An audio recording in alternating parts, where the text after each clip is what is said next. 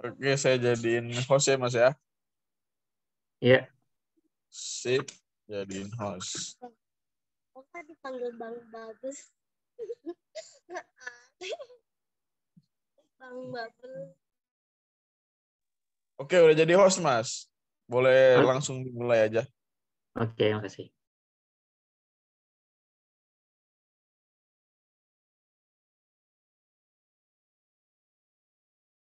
Ya, baik, teman-teman.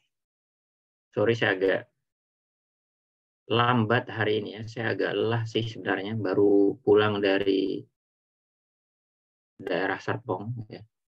Sana ada acara keluarga ngantar saudara nikah. Baru nyampe tadi pagi, langsung ada kelas. Dan ya sampai sekarang ada kelas lagi. Ya nggak apa-apa ya. Mudah-mudahan teman-teman tetap semangat. Langsung saja. Bismillahirrahmanirrahim. Assalamualaikum warahmatullahi wabarakatuh. Selamat malam teman-teman semua. Jadi di kesempatan malam ini kita akan lanjutkan pembahasan materi dan soal tentunya untuk persiapan teman-teman ujian mandiri. Dan di kesempatan malam ini kita akan coba bahas satu bab. Kalau di sekolah teman-teman belajarnya di kelas 10 ya. Judulnya Kingdom Animalia, belajar tentang hewan, seperti apa cirinya, kemudian pengelompokannya, dan karakter dari masing-masing film yang ada di bawah Kingdom Animalia ya. Ya baik, kita coba share screen dulu.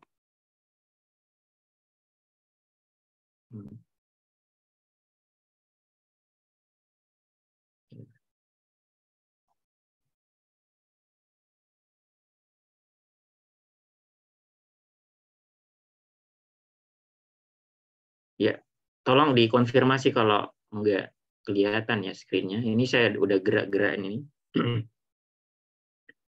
Jadi untuk bagian pertama ya, sebelum kita bahas detail tentang hewan ini, pertama kita ke konsep sistem klasifikasi, teman-teman. Ya, jadi sebelum masuk ke hewan, kita lihat dulu makhluk hidup lain selain hewan tuh. Jadi dalam konsep sistem taksonomi, ya, pengelompokan makhluk hidup, diawali dengan istilah sistem klasifikasi makhluk hidup dua kingdom. Entah mungkin diawali dengan zamannya si Aristoteles ya. Jadi kurang lebih orang cuma tahu makhluk hidup itu cuma dua, kalau bukan hewan tanaman gitu. Pelantai atau animalia. Orang belum kenal istilah kingdom fungi, protista gitu. Bakteri enggak. Orang cuma kalau nemu suatu makhluk hidup, ini hewan apa tanaman gitu. Itu toh ya.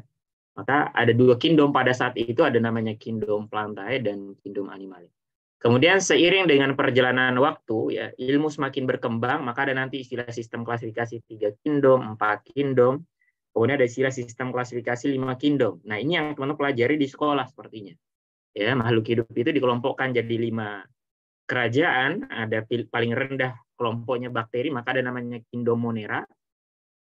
Nah, ini Monera. Kemudian di atasnya nanti Monera mengalami istilahnya evolusi gitu.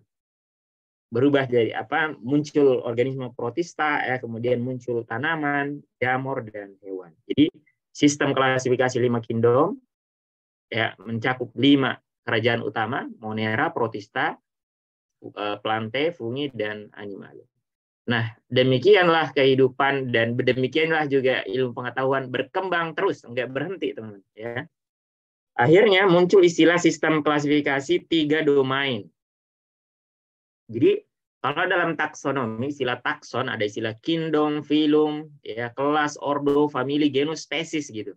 Nah, dalam sistem klasifikasi yang lama, tingkatan tertinggi, taksonnya itu disebut dengan istilah kingdom.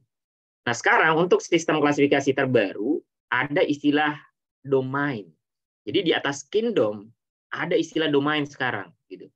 Nah, makhluk hidup diklasifikasikan atau dikelompokkan menjadi 3 domain.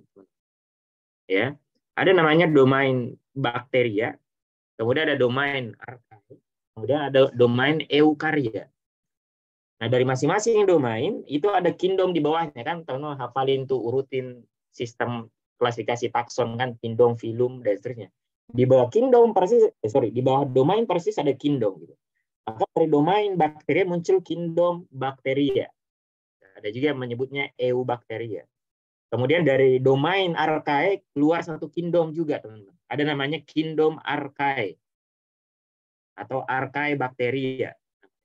Sementara dari domain eukarya muncul 4 kingdom, ya, protista, plantae, fungi, dan puncak dari semuanya adalah kingdomnya kita, yaitu kingdom animalia. Maka totalnya ada 6 kingdom yang berada di bawah 3 domain tadi. Gitu. Jadi animalia adalah 1 dari 6, ya, 1 dari 6 kingdom. Nah, sekarang kita pengen bedain hewan dengan 5 kingdom yang lain. Apa bedanya hewan dengan archaea? Ya, archaea itu bakteri yang hidup di daerah yang ekstrim. Archaebacteria kalau di sini. Kemudian eubacteria, protista, plantae, fungi. Apa bedanya mereka dengan hewan? Nah, apa cirinya hewan? Pertama, ciri paling pokok, mungkin ada yang bisa bantu. Apa yang harus saya tulis, ya, untuk membedakan hewan dengan bakteri? Ciri apa untuk mengeluarkan bakteri dari ciri hewan? Apa ciri yang dimiliki hewan yang bakteri itu nggak punya? Ciri paling mendasar, ya, dari apa? Ciri paling dasar.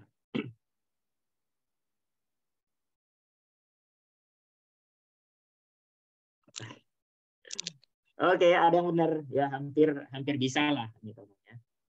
Betul, yang pertama adalah hewan itu eukariot. Ciri pertamanya.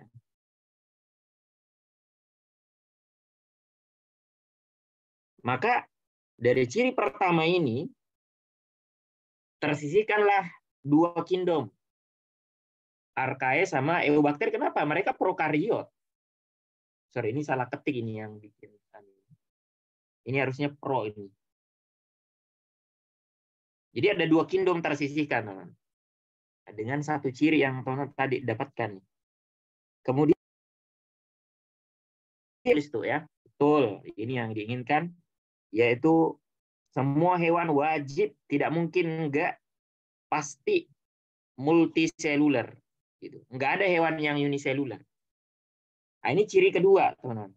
Ya.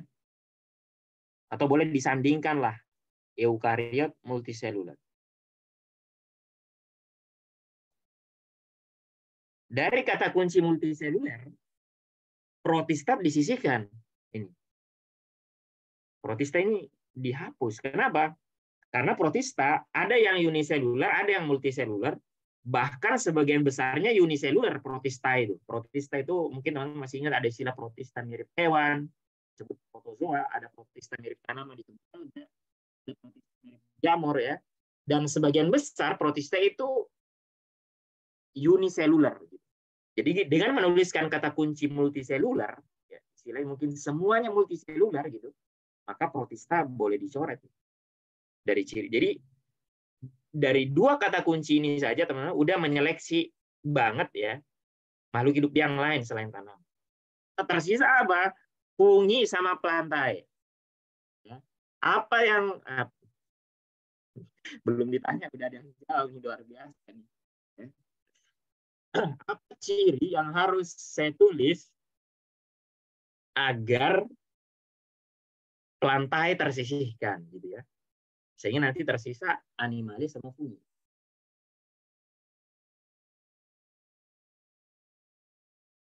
Oke, mantap lah kalian nih, ya, semuanya benar itu kalimatnya, semuanya benar. Jadi ciri kedua yang perlu kita catat adalah hewan itu bersifat heterotrof.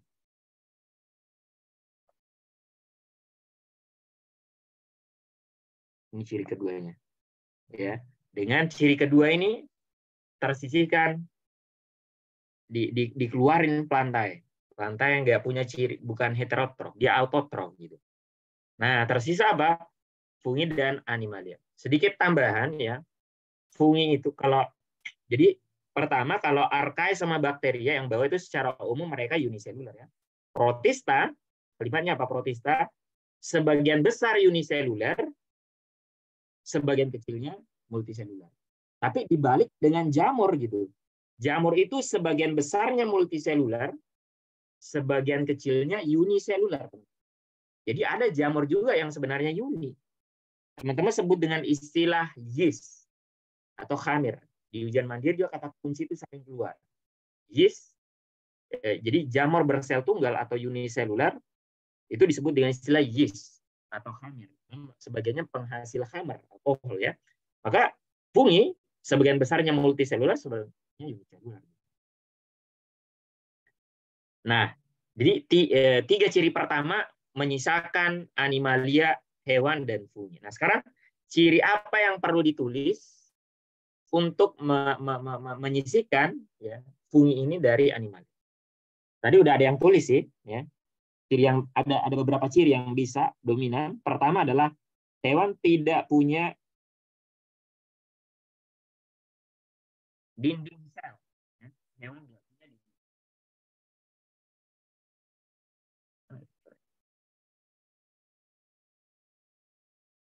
Tidak punya dinding sel. Kalau jamur punya, ya. Jamur punya dinding sel dari zat. Ada yang apa lagi? Kitin, betul. Eukariot multiselular heterotrof tidak punya dinding sel. Udah, ini sudah cukup dengan terkumpulnya 4 ciri ini, teman-teman. Hanya hewan yang punya ciri eukariot multiselular heterotrof tidak punya dinding sel. Apalagi kalau ditambahin ciri-ciri yang lain. Tadi ada teman yang nulis bisa bergerak. Meskipun ada hewan yang enggak bisa bergerak, tapi umumnya ciri bergerak itu terdapat pada hewan. Ada yang tahu kenapa hewan bisa gerak? Kok bisa kita gerak? Karena kita punya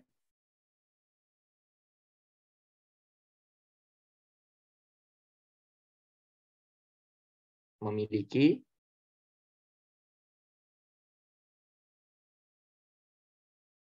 sistem gerak ya. Terutama adalah sistem otot ya. Pasangannya otot apa? Otot bergerak karena rangsangan atau perintah dari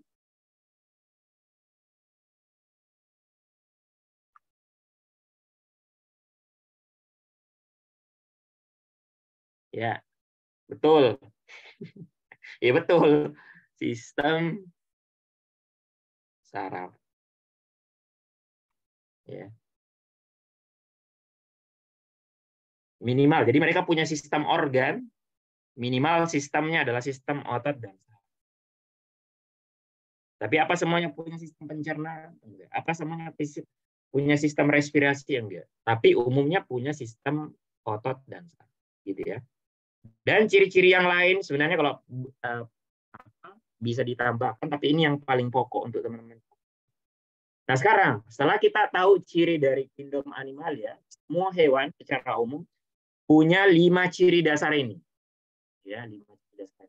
Nah sekarang dari jutaan spesies hewan, ada jutaan spesies, kita pengen melompokkan mereka berdasarkan ciri-ciri tertentu gitu. Nah sekarang ada ciri-ciri spesifik yang perlu kita tulis untuk membedakan antara hewan yang satu dengan yang lain, untuk membedakan cacing dengan ikan, ikan dengan amfibi, amfibi dengan porifera misalnya, ya, atau dengan kelompok echinodermata atau arthropoda. Apa ciri spesifik gitu yang perlu kita tuliskan atau kita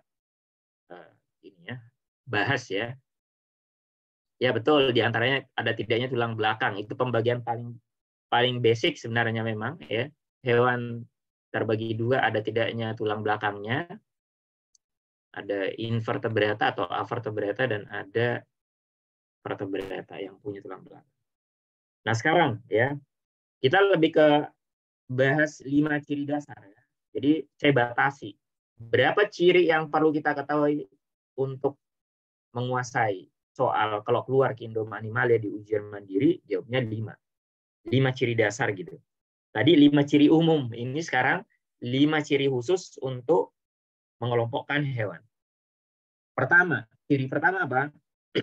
Ada istilahnya pengelompokan hewan berdasarkan ada tidaknya jaringan sejati. Ya. Maka pada hewan jaringan itu terbagi jadi 4. Ada istilah jaringan epitel, ada jaringan otot, ikat, dan saraf. Gitu. Nah ternyata ada kelompok hewan yang nggak punya istilah itu, teman-teman. Ya, kalau hewan yang lain umumnya punya epitel, ikat, otot, saraf. Tapi ada kelompok hewan yang nggak punya. Inilah yang disebut dengan istilah hewan parazoa. Para dari sisi nama artinya pertengahan. Zoa hewan, hewan pertengahan. Kenapa bisa disebut parazoa? Kita lihat nanti. Ya, eu artinya sejati, metazoa hewan sejati. Nah, parazoa adalah kelompok hewan yang tidak memiliki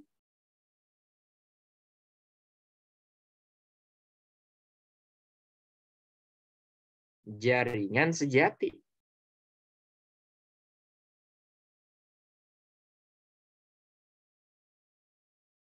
Nah, ini. Sebaliknya, eumetazoa ya adalah kelompok hewan yang lebih tinggi tingkatannya, yakni mereka sudah punya jaringan sejati. Nah, ini ya. Apa itu? Jadi nanti kan kita akan pelajari hewan itu di bawah kingdom animalia tadi, domainnya eukarya, kemudian kingdomnya animalia. Di bawah kingdom ada istilah takson filum, ya, filum. Maka kingdom animalia terbagi jadi 9 filum. 9 filum. Nah dari 9 filum itu hanya 1 filum yang masuk kategori parazoa. Apa filum terendah pada hewan itulah masuk kelompok parazoa. Ada yang hafalin nggak? Filum, nama filum pada hewan. Filum terendah, filumnya spons. Disebut dengan istilah filum. Betul, ada yang kuasai hewan nih. Disebut dengan istilah filum porifera. Mereka adalah kelompok hewan yang punya pori. Ya, dihafal-hafalin, ya basic-basic begitu ya, dihafal-hafalin. Porifera, spons, yang SpongeBob itu ternyata adalah hewan terendah. Ya. Nah, sisanya masuk kelompok eumetazoa. Berapa filum? 8. Karena totalnya 9. Ya. Filum apa itu? Jadi di atasnya spons ada filum kedua, istilahnya filum setelah porifera, filumnya ubur-ubur, teman-teman. Jadi spons itu filum terendah, filum di atasnya persisnya teman mainnya. Siapa? Ubur-ubur. Ubur-ubur masuk kelompok hewan di bawah filum. Ubur-ubur itu mirip dengan hidra, dia berongga. Maka rongga bahasa latinnya selom, disebutlah dia kelompoknya. Ya, betul. Selom, koelom, koelen, soel,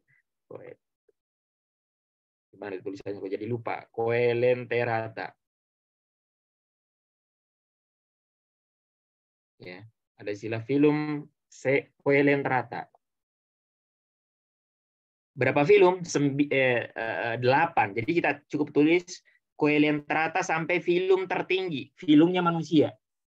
Apa filumnya manusia? Kita puncaknya, maka film kita yang paling tinggi mamalia kelas. Mamalia itu kelas, di atasnya kelas ada filum, ya chordata.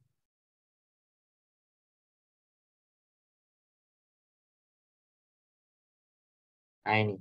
Jadi udah ketemu 3 nama, 3 film ya. Filum Porifera, spons, filum Coelenterata ubur-ubur, dan filum chordata kita sebagai perwakilan. Pembagian pertama, ada tidaknya jaringan sejati. Tapi kelompok porifera nggak punya istilah jaringan-jaringan itu. Sementara coelenterata sampai chordata ada istilah epitel dan.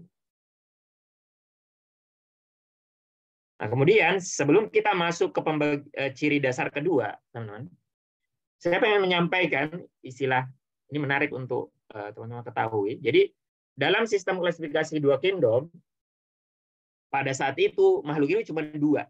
Ada animalia, ada plantae. Maka pada saat itu muncul istilah, tiga istilah, hewan terbagi tiga waktu itu. Ada istilah protozoa, gitu tahu nih, protozoa. Ada istilah parazoa, ya. Ada istilah eumetazoa. Nah, jadi dari sisi nama, protozoa adalah hewan yang awal, hewan rendah. Para hewan pertengahan, hewan sejati. Gitu. Jadi ini diurut dari paling rendah ke tinggi gitu. Protozoa itu kelompoknya amuba. Ya. Amuba. Parazoa tadi kelompoknya porifera, eumetazoa kelompoknya kita gitu ya. Maka pada saat itu protozoa masih satu kelompok dengan kita di bawah kingdom animalia. Cuman kenapa? Salah satu ciri kingdom animalia dalam sistem klasifikasi yang terbaru adalah mereka harus multiseluler, gitu. Ya. Maka dari itu karena protozoa semuanya tanpa pengecualian uniseluler, mereka akhirnya dikorek dari sistem klasifikasi hewan animalia, ditendang keluar dari kingdom animalia, akhirnya masuk ke kingdom namanya protista. Disebutlah protista mirip hewan. Maka hewan tersisa dua, parazoa dan eumetazoa yang tadi kita bahas di atas tuh. Ya, parazoa dan eumetazoa, filum porifera dan teman-temannya, gitu. Nah itu. Begitu juga, nggak apa-apa, ini tambah. Begitu juga dengan tanaman. Waktu itu tanaman terbagi tiga juga, nggak kalah sama hewan. Ya, maka teman-teman mungkin masih ingat istilah ada tanaman tingkatan rendah dan tinggi. Ada istilah talopita.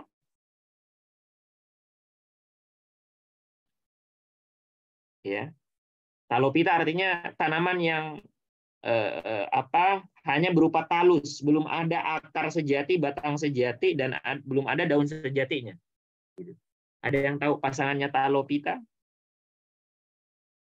Diistilahkan dengan belum. Ya, betul. Talopita pasangannya adalah tanaman yang berkormus. Kormus itu punya akar, batang, dan daun sejati. Maka disebutlah kormopita. Ya, jadi tanaman berkormus, tanaman kormopita itu cuma dua tanaman yang punya itu, punya akar, batang, dan daun sejati. Apa itu? Tanaman paku sama tanaman berbiji. Istilahkan dengan spermatopita. Jadi ada pteridopita, ada spermatopita gitu. Talopita pada waktu itu teman-teman masuk golongannya mungkin jamur, ya. Meskipun ada yang mengkategorikan dia hewan, ada alga di sana, ya, masuk talopita, belum ada akar, batang, daun sejatinya, belum, nggak kelihatan ya akar, batang, daun. Lumut di mana posisinya? Disebutlah lumut dengan istilah tanaman. Tadi ada jawab lumut. Lumut posisi di mana? Disebut tanaman peralihan. Kenapa bisa disebut peralihan? Karena dia punya ciri talus, dia juga punya ciri kormus, teman-teman. Ya, sorry, ini saya lengkapi aja. Ini lumut, gitu. Maka dalam pelajari sistem aplikasi pada tanaman, ya, ciri tanaman harus multiseluler, misalnya. Dicoretlah alga. Tanaman harus autotrof, dicoret fungi. Akhirnya apa? Nggak ada lagi istilah tanaman talopita. Tersisa tanaman yang sekarang 3 kelompok, lumut, paku, sama tanaman berbiji. Ya, di mana lumut punya istilahnya peralihan. Jadi lumut itu dia punya batang sejati dan daun sejati. Itu istilahnya ciri kormus. Tapi akarnya masih akar semu, dan itu ciri talus, disebutlah dengan istilah rhizoid. bukan akar sejati. Karena akar sejati cuma dua. Kalau bukan serabut, tunggang gitu. Lumut bukan akar serabut, bukan akar tunggang, tapi akar semu, disebutlah dengan istilah rhizoid. Oke, kita tinggal itu ya. Jadi udah ketemu parazoa dan eumetazoa. Nah, sebelum ke soal, coba kita bahas satu ciri lagi, teman-teman ya. Sabar. Nah, ciri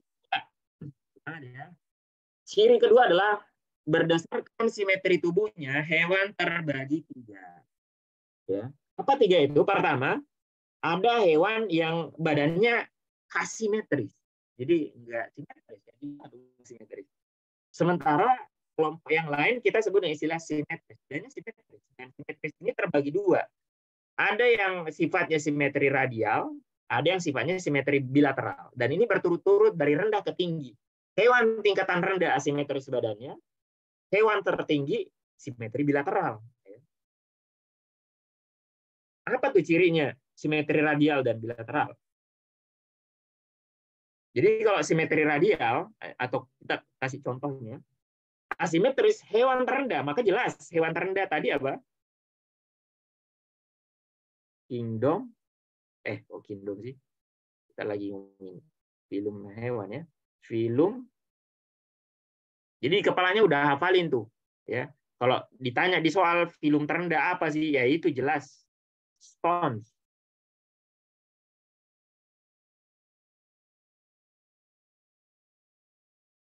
Nah, kemudian hewan berikutnya ubur-ubur. Kuelen rata. Nah, sisanya ya masuk simetri bilateral. Maka kita ketemu nama baru di sini. Apa film di atasnya Coelentrata, ya, di atasnya ubur-ubur itu berturut-turut 3 cacing, teman. Ya, yang cacingnya bingung ya. Nah, cacing paling rendah, betul.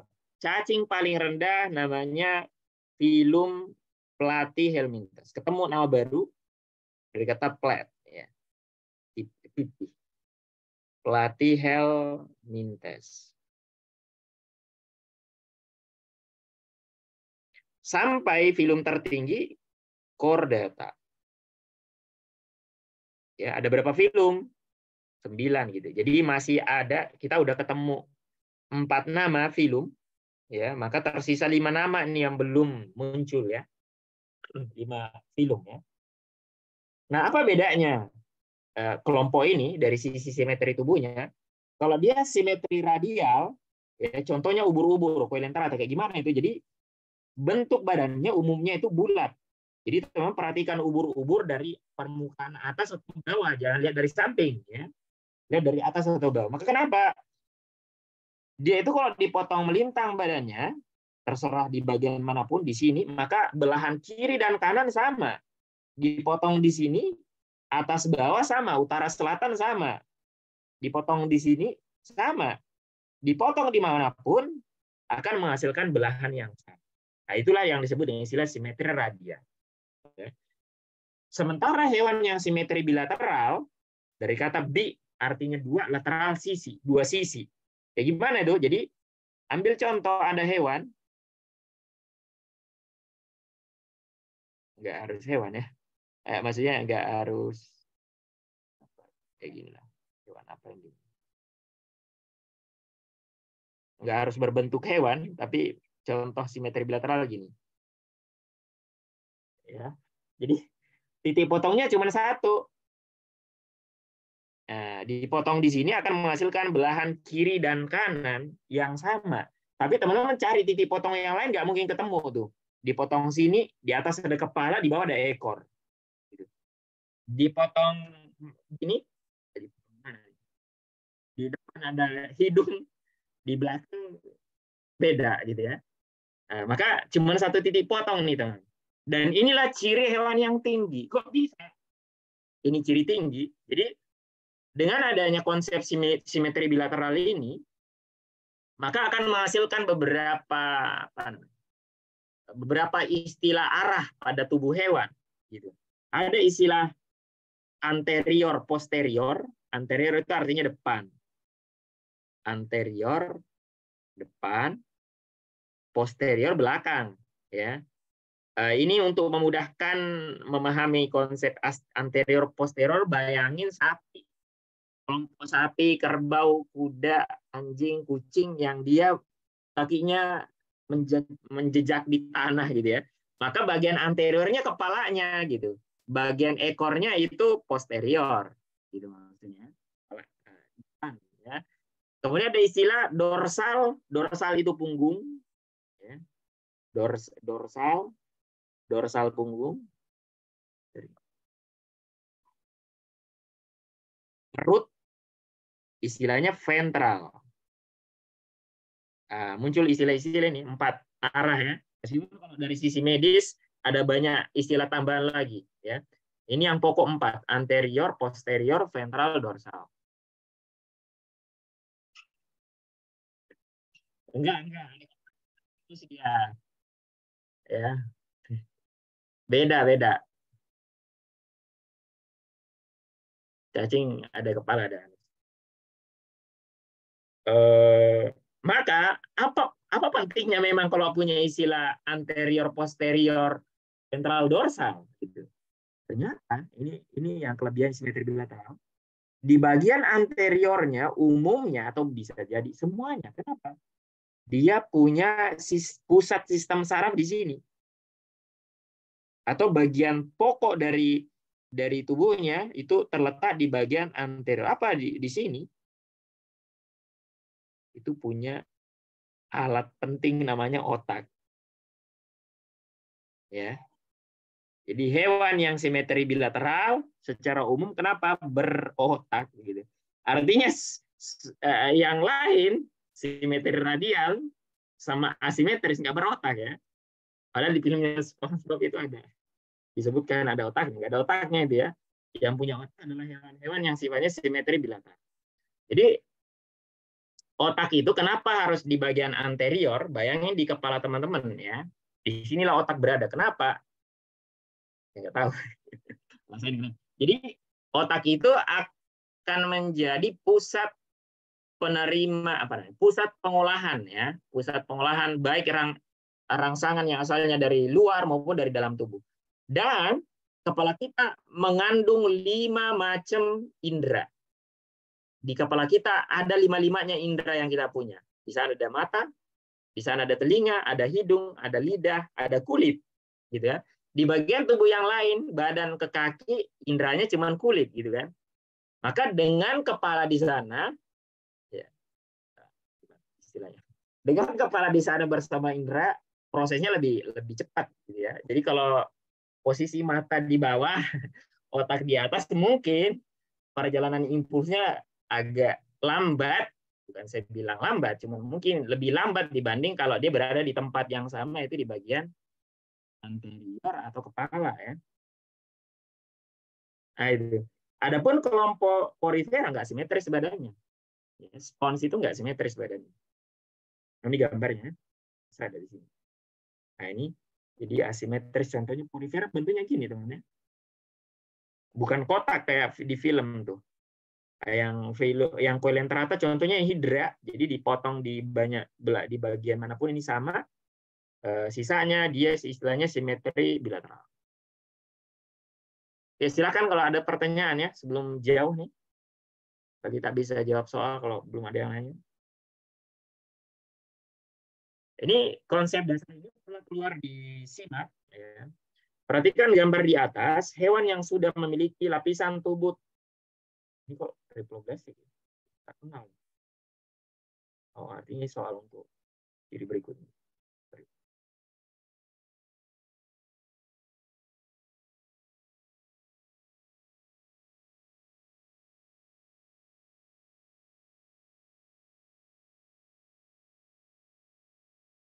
Ada pertanyaan?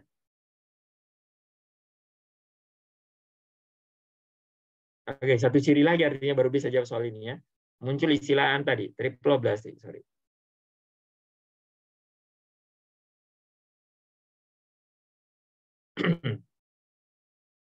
Nah sekarang,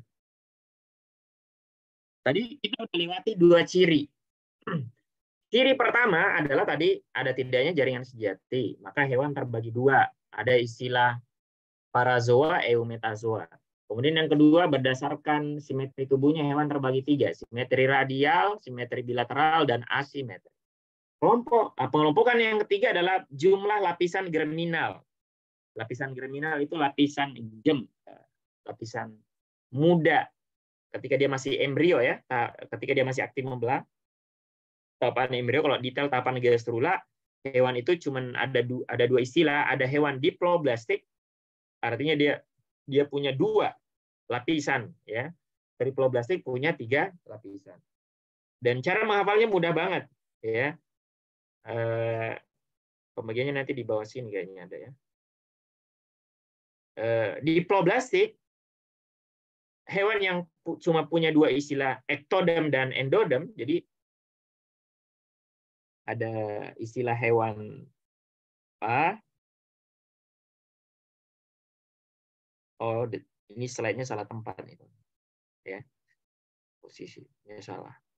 Jadi hewan diploblastik cara menghafalnya gimana? Gampang banget. Jadi hewan diploblastik adalah hewan yang punya dua lapisan germinal di tahap embrionya, tahap gastrula orbital. Kenapa? Hewannya adalah dua filum terendah. Gampang kan? Dua filum terendah udah ingat-ingat itu tadi. Spons dan teman mainnya. Ini harusnya langsung saya copy aja di atas ini. Filum Porifera sama Coelentrata kan.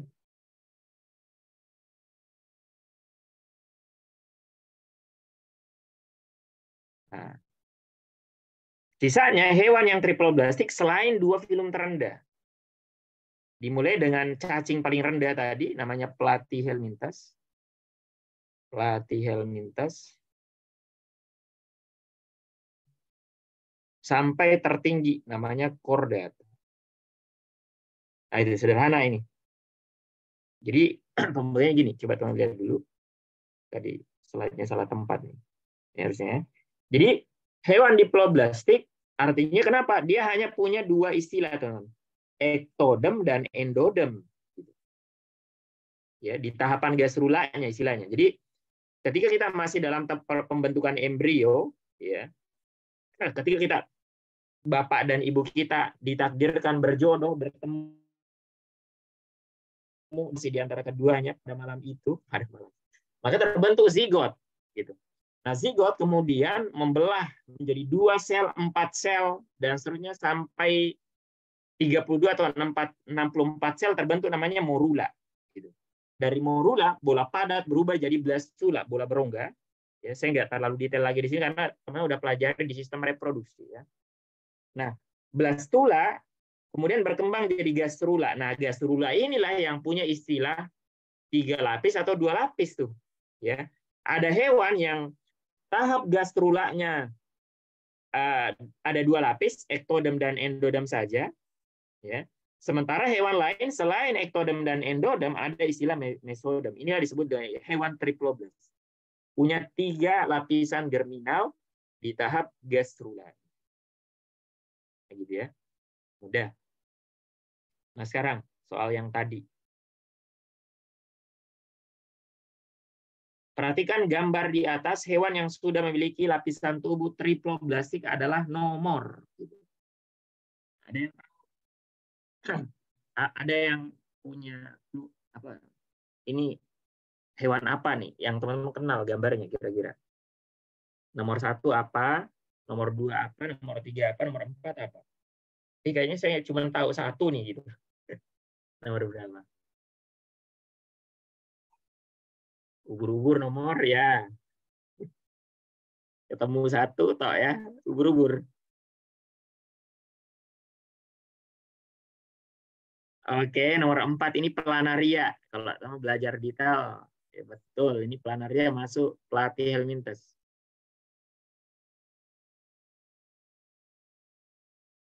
Ini Platyhelminthes. Ini tadi Coelentrata. Platyhelminthes. Tuh ya, udah ketemu. dua kelompok nih. Sisa nomor 1 sama 2. Oke. Ada yang tahu nomor 1 nih, lintah ya. Meskipun nggak jelas banget ya. Ini lintah betul, dan lintah ada yang tahu lintah satu kelompok dengan cacing tanah masuk filum namanya Annelida, betul. Nah, nomor 2, terus terang saya juga nggak yakin nih. Nggak jelas gambarnya, tapi bisa ditebak lah nanti kalau kita lihat pilihannya. Coba kita lihat dulu. Hewan yang sudah memiliki lapisan tubuh triploblastik. Artinya apa? Triploblastik, cara hafalnya gimana tadi? Ada yang tahu? Selain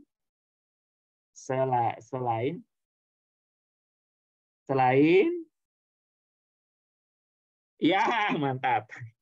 Selain 2 film terendah, luar biasa nih, kalian nyambungnya nggak ngantuk hari ini. Selain Porifera dan Coelenterata. Nah, maka ya, ini nggak boleh masuk. Nomor 3 ya. Ini kan masuk ya. 1 dan 4 tuh masuk. Maka ini kita jawab D. Betul ya. Tadi ada yang jawab D kayaknya. Terus nomor 2 apa gitu? Maka nomor 2, kalau benar ya pilihannya ini, kalau benar ya, maka nomor 2 itu pasti masuk. Kalau bukan Porifera, Coelenterata, karena dia nggak ada di jawaban. Ya enggak? Kira-kira kalau dilihat dari gambarnya, Porifera apa Coelenterata? Tebakan saya, meskipun gambarnya jelek banget ya, bukan bulu babi. Bulu babi itu masuk namanya Echinodermata, bahkan dia filum tertinggi persis di bawahnya Chordata. Jadi kita Chordata paling tinggi, di bawah kita Echino. Gitu. Kita bareng-bareng Echinodermata sebagai filum tertinggi. Kemungkinan ini nomor 2 ini, entah ini kayak kalau pada hewan Coelenterata itu dia punya tentakel kayak hidra itu. Di tentakelnya itu ada alat sengatnya ya, karena mereka satu kelompok dengan ubur-ubur. Ya, tebakan saya ini Coelenterata, teman-teman ya. Itu kelompoknya apa? Anthozoa, hewan berbunga kayak karang, anemon gitu-gitu. Ya. Ya, Cnidaria nama lainnya. Punya cnidosit alat sengat. Nama lainnya dari Coelenterata Cnidaria. Mantap, kalian ini 2 juga ya. Istilah-istilahnya kalian udah kuasai. Nah, sekarang masuk ke ciri keempat nih. Udah 8:30 kita baru dapat ciri hewan ya. Nah, kondisi selom. Ciri ketiga tadi adalah apa tadi? Jumlah lapisan tubuh ya, diploblastik dan triploblastik. Nah, sekarang kita pengen lihat ciri keempat. Ada istilah kondisi selom. Apa itu selom? Rongga tubuh.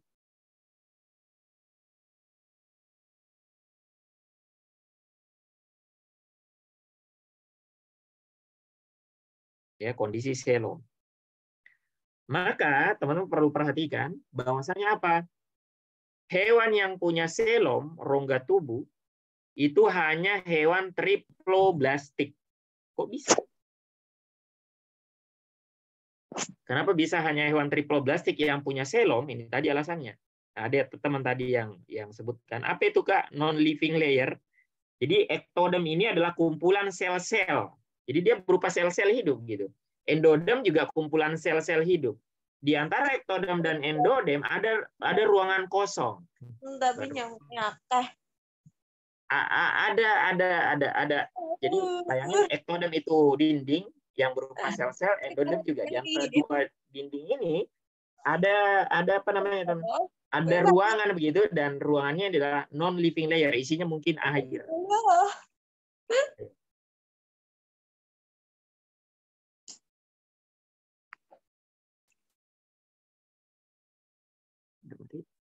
Oke, sorry.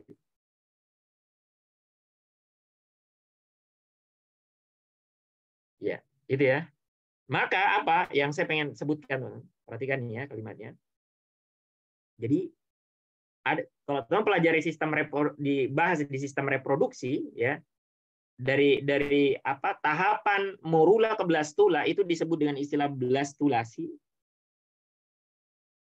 Proses pembentukan blastula disebut blastulasi. Proses pembentukan gastrula disebut gastrulasi, gitu kan? Gastrulasi. Dari gastrula, tahapan berikutnya disebut organogenesis. Proses pembentukan organ. Nah, pada hewan yang punya 3 lapis jaringan dasar, ada mesodemnya selain ektodem dan endodem. Kenapa? Ya, kalau udah pelajari sistem reproduksi, bahwasanya apa? Lapisan ektodem minimal membentuk 3 organ. Kan tahapan berikutnya setelah gastrulasi namanya organogenesis.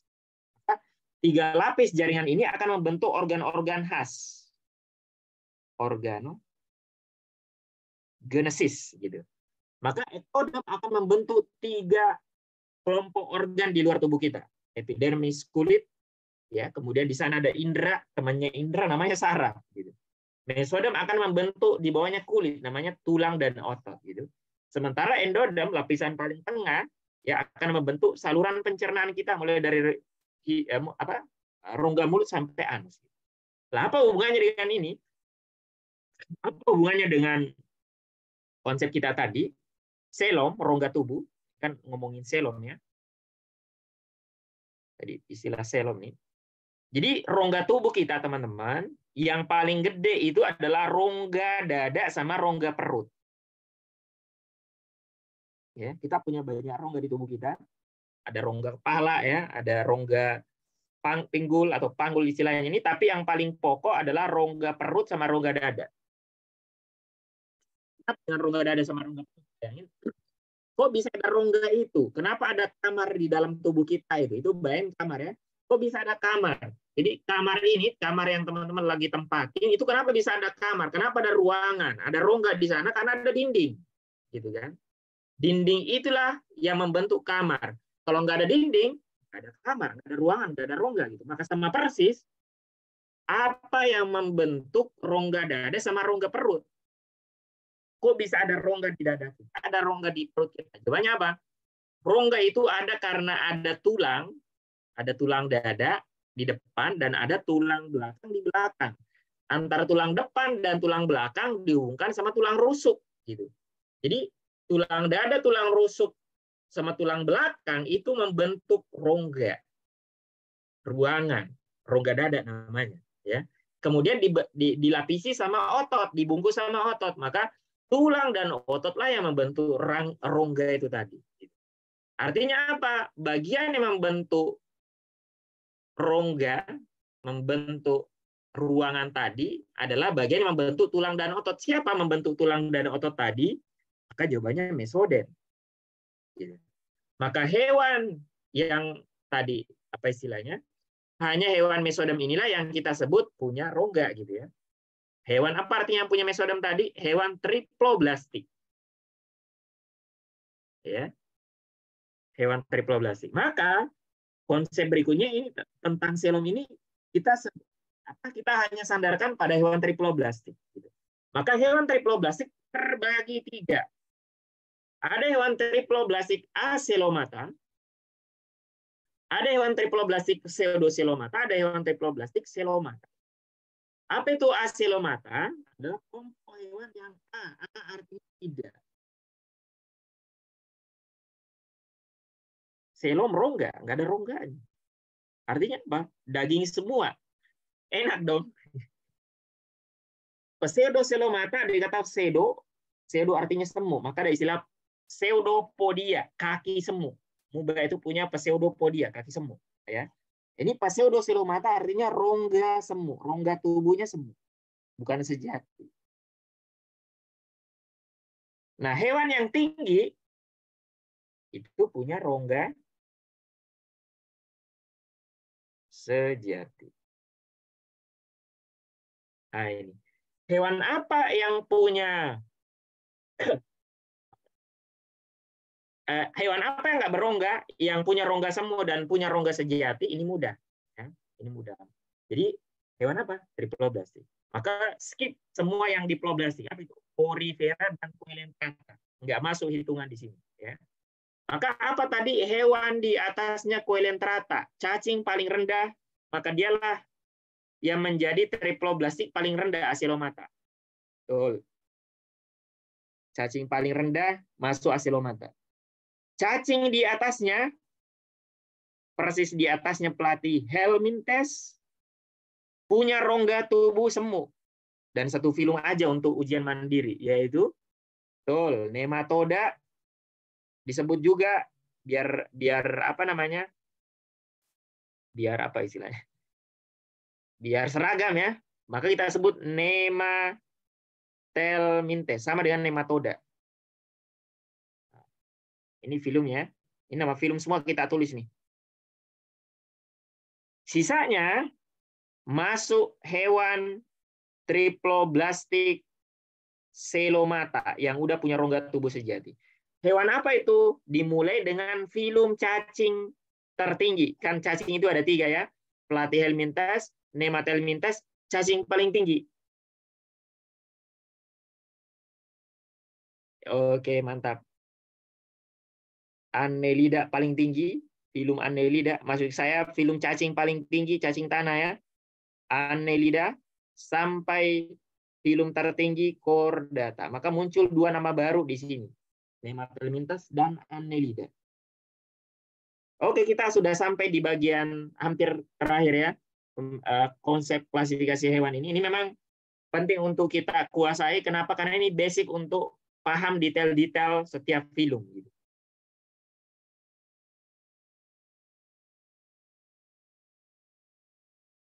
Nah, ini kalau teman-teman udah kuasai tadi, soal-soal kayak gini mudah banget nih.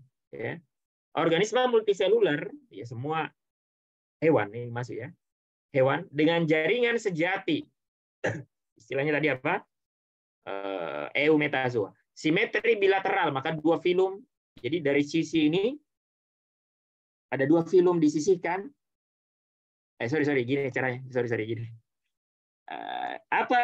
Sorry. Bantu saya ya. Kita sambil belajar analisis soal.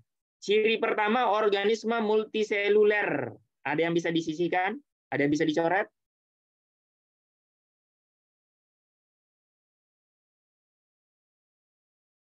Oke, mantap. Ini sambil belajar. Saya tahu teman-teman udah tahu jawabannya, tapi ini untuk lebih menguasai lagi. Ini dicoret karena ciri multiseluler. Kemudian ciri jaringan sejati. Ada yang bisa dicoret? Oke, mantap. Karena dia tidak punya jaringan sejati. Dia masuk tadi parazoa.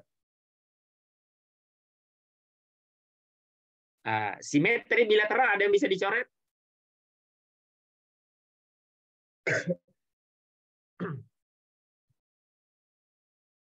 Enggak ada ya. Semuanya udah simetri bilateral nih.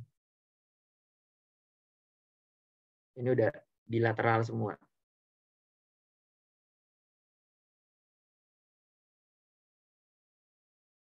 Triploblastik. Semuanya triploblastik ya. Semuanya triploblastik. Asilomata, udah ketemu. Jadi ini Asilomata berturut-turut ternyata. Ini pseudo, teman-teman udah hafalin. Ya, dan Annelida, triploblastik, selomata. Mudah banget nih, teman-teman ya. Mudah. Oke. Platyhelminthes asilomata. Ciri terakhir, alhamdulillah. Ya, kita tutup dengan ciri terakhir, baru kita bisa melangkah ke film detail ya. Ciri kelima kita sebut dengan istilah takdir blastophore. Kita nggak lagi ngomongin takdir. Emang apa namanya? Judul di bahasa Inggris ini The Fate of Blastophore. Jadi kita terjemahin takdirnya blastophore. Apa itu? Takdirnya blastophore. Ditakdirkan jadi apa? Itu maksudnya. Jadi pembagian ini setelah kita membagi hewan jadi 3, ya. Triploblastik acelomata, pseudocelomata, dan celomata. Ya. Nah, masalahnya di filum di filum yang celomata ini, teman-teman, itu masih ada berapa film tuh yang belum disebut namanya? Totalnya kan 9 ya. Udah 2 film terendah Porifera coelenterata, kemudian film ketiga Platyhelminthes, film keempat Nematelmintes, film kelima Annelida. Masih ada berapa tuh? 5 ya, kurang lebih ya. Jadi di konsep celomata ini, teman-teman, ada 5 film di sini totalnya. Ada 3 nama belum kita sebut namanya. Maka triploblastik celomata harus kita detailkan. Ciri apa yang perlu kita tuliskan untuk mengelompokkan mereka lebih detail 5 film ini. Ya, caranya begitu. Maka ciri yang digunakan oleh ahli klasifikasi ya, yaitu takdir blastofor. Apa itu? Jadi berdasarkan takdir blastofornya, hewan triploblastik celomata terbagi 2. Gitu. Ada istilahnya hewan protostom, apalagi ini protostom. Kemudian ada istilah hewan deuterostom. Apa tuh lagi hewan deuterostom dan protostom? Ya. Jadi pengelompokan ini adalah pengelompokan di tahap setelah gastrula. Apa itu? Jadi ketika terjadi pembentukan gastrula, jadi gastrula itu di bayangan teman-teman, jangan hanya istilah ektodem, mesodem, dan endodem. Ya. Di tahap gastrula, teman-teman, dari tahapan blastula jadi gastrula, ya, kalau teman pelajari di sistem reproduksi, saya ingat saya di video pembahasan sistem reproduksi, saya agak mendetailkan di situ. Bahwasanya apa? Ketika terjadi pembentukan gastrulasi, bagian bawah dari bolanya itu mengalami pelekukan ke dalam. Ya, ini mengalami pelekukan. Awalnya kan bulat begini ya. Teman bayangin awalnya begini. Bulat begini, bulat biasa kayak bola gitu. Nah, ketika terjadi pembentukan gastrula, bagian bawahnya melekuk begini. Ya. Nanti titik awal pelekukannya ini yang disebut dengan istilah blastofor. Titik awalnya gitu. Ketika dia melekuk teman-teman, melekuk ke dalam sampai kapan? Sampai habis tuh. Melekuknya. Melekuk sampai habis begini. Sehingga terpisah. Nah, gitu. Nah, titik pelekukannya disebut dengan istilah blastofor. Ini istilahnya, blastofor. Ya. Ketika dia melekuk, terbentuk rongga. Ini rongganya. Ini ada rongga di sini. Jadi ada titik pelekukannya disebut blastofor, rongganya disebut arkenteron. Rongga yang dia bentuk, ini istilahnya, disebut istilah arkenteron. Jadi tambahan, teman-teman kuasai, pada tahap gastrula, selain istilah ektodem, mesodem, dan endodem, ada istilah blastofor, ada istilah arkenteron. Blastofor adalah titik pori, por itu pori, ya, pori yang dibentuk oleh blastula, maka disebut blastofor. Arkenteron rongganya, ya. Memangnya kenapa? Apa pentingnya ini? Apa pentingnya ini? Ya. Pada hewan tingkatan rendah, perhatikan kalimatnya. Pada hewan tingkatan rendah, protostom ini yang lebih rendah, deuterostom yang lebih tinggi. Ketika terjadi organogenesis, kan setelah gastrula, pengen jadi fetus, jadi bayi gitu ya. Maka gastrula ini dengan 3 lapis jaringannya, ektodem, mesodem, dan endodem, itu akan membentuk organ. Terjadi organogenesis. Di antara organ yang dibentuk adalah organ-organ penyusun saluran pencernaan, sistem pencernaan gitu. Maka ternyata ini tugasnya blastofor ya. Pada hewan tingkatan rendah, protostom, blastofor itu ditakdirkan jadi mulut gitu. Jadi ketika terjadi pembentukan saluran pencernaan, organ pertama yang dibentuk adalah mulut gitu. Habis menjahit mulut, kita kemudian jahit kerongkongan. Jadi berturut-turut begitu, mulut dulu, baru kerongkongan, baru lambung, usus halus, usus besar, rektum, paling terakhir apa? Anus. Yang dibuat oleh kelompok hewan protostom gitu. Ya. Kebalikan, hewan yang tingkatannya tinggi dan kita termasuk di sini, kita masuk di deuterostom. Kenapa? Ketika terjadi pembentukan organogenesis, terjadi pembentukan organ, sistem terutama saluran pencernaan di sini, Yang dijahit pertama kali adalah anus. Gitu. Habis bikin anus, teman-teman bikin rektum. Habis itu usus besar, usus halus, lambung, kerongkongan. Paling terakhir teman-teman bikin mulut. Nah, ini ya ciri dari apa? Hewan tingkatan tinggi. Disebut dengan istilah kelompok Deuterostome. Apa aja? Jadi totalnya berapa sih? 5. Jadi hewan triploblastik ada 5. 3 yang pertama masuk protostom. Siapa itu? Annelida. Ada yang ingat tadi pernyataan saya? Filum Annelida. Ada yang ingat tadi pernyataan saya? Filum tertinggi ada 2. Filumnya kita. Kita masuk di sini ya. Deuterostome. Lari. Filum tertinggi tadi filumnya kita nih teman. Kita masuk di sini, Deuterostome. Bersama filum siapa tadi yang nanya tuh? Kita filum Chordata.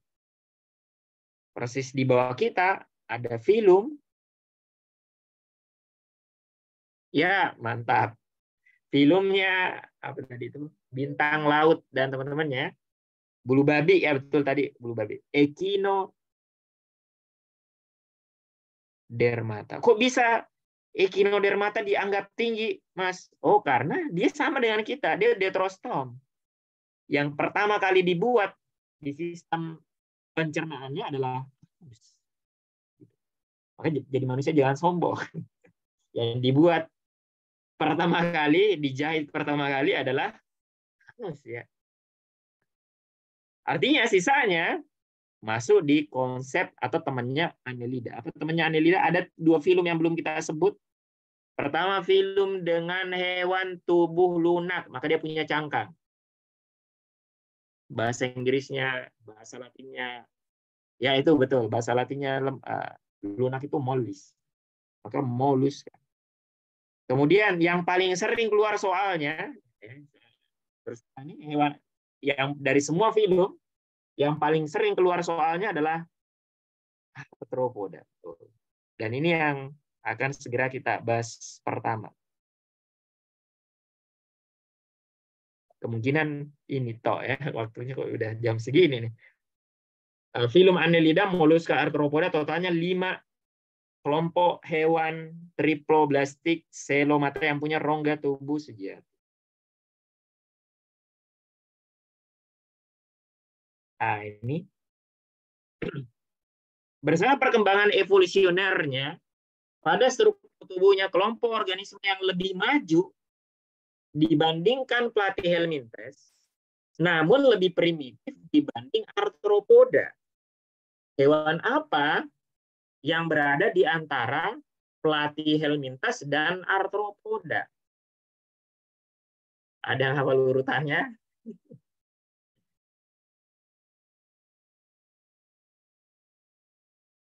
Oke. Mantap ya. Luar biasa lah kalian ini.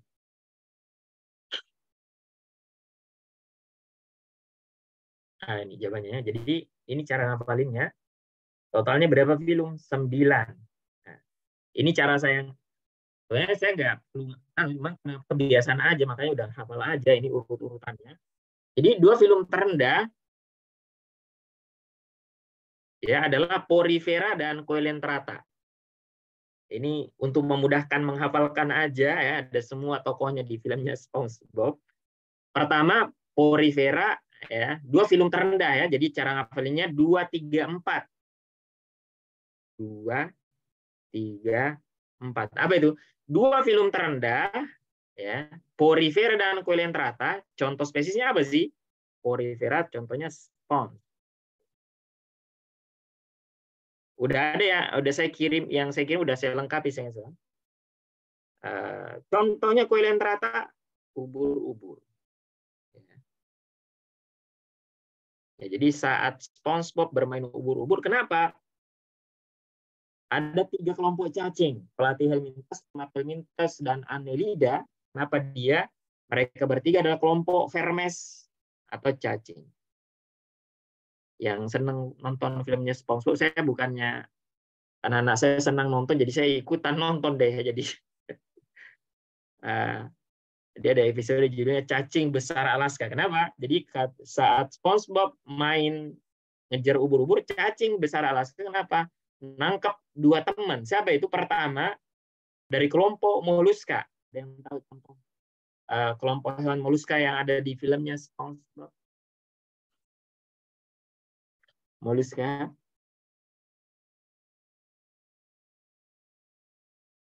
Yang di laut deh. Hidup di laut. Oke, Squidward.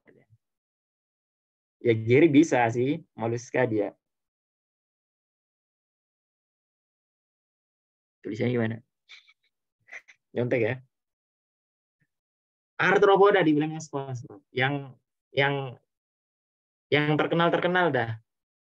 Yang sering, yang pasti selalu kelihatan kalau di film ya.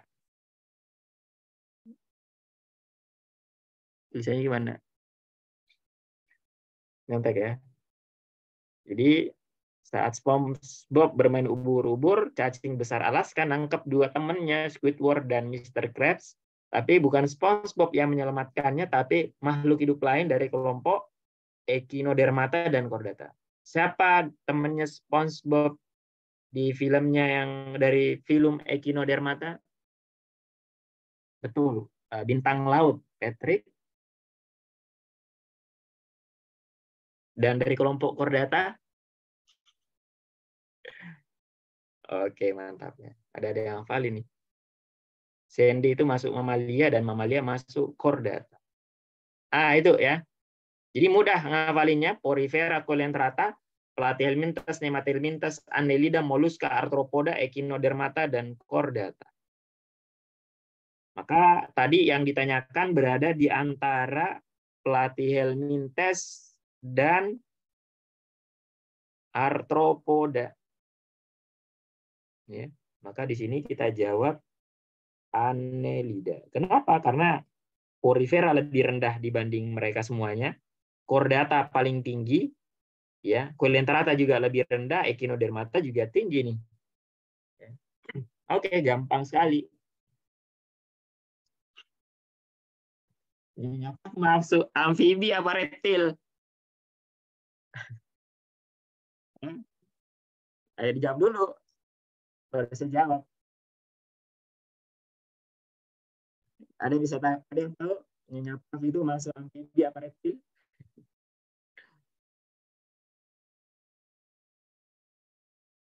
Betul. Pisces. Jadi ikan bersama reptil, amfibi semuanya masuk Chordata.